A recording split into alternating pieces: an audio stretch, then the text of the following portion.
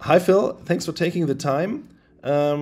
So I learned that you are the expert on the Body in White production. Can you tell me a little bit who you are and where you are?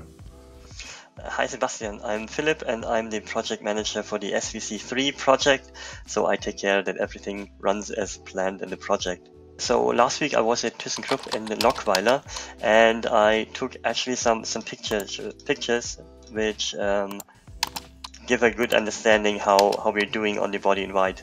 So maybe you know the Body in White consists of on the one hand profiles made of alloy.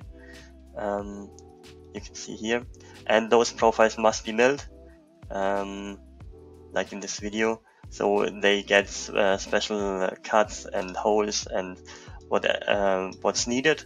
And also we're doing some bendings also on profiles, gives a good understanding. Yeah, this is really impressive.